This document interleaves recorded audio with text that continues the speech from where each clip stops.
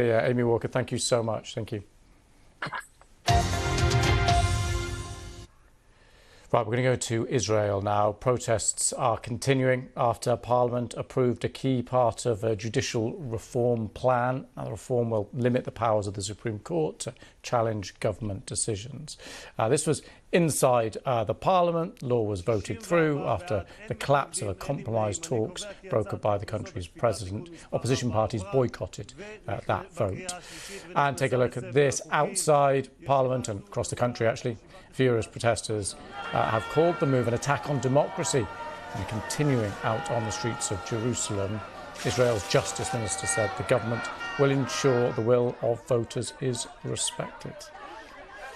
Uriel Abulof is Associate Professor at Tel Aviv's University School of Political Science, Government and International Affairs, and is also Visiting Professor at Cornell University in New York. Thank you very much for coming on the programme.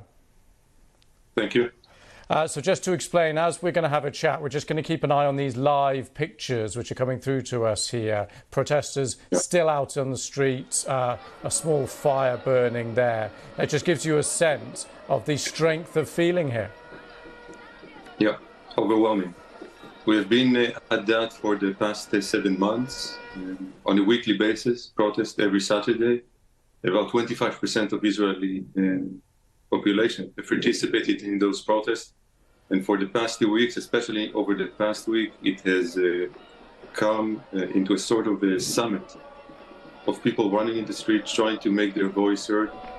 Unfortunately, the current government has not heard those voices and passed the bill. Well, you say unfortunately, the government's position is that this is a move in favour of democracy, that the courts are too powerful and they're redressing the balance. That's a rhetorical mechanism. If democracy was really at the heart of it, it would have moved completely differently. Israel has no checks and balances that we see in many liberal democracies other than the judicial system. And this is exactly what the current government is targeting. Even if we would settle for a very minimalist understanding of democracy, that is the will of the people, then at the very least they should have tried to go for a referendum. The fact that they have did everything in their power not to listen to the people, expressed very clearly that they fear the voice of people. And just talk us through, in the simplest terms you can, what are the changes that are going through here? Well, this is the first step that the current coalition is trying to implement. The first step is basically to overrule the Supreme Court capacity to use what is referred to as the reasonableness clause in order to make ruling regarding any sort of legislation. The overall move is basically to eradicate the separation of powers in the Israeli political system. So as the legislative branch and the executive branch would be as one under the government, and the court would have very little say in the way that the government is conducting itself.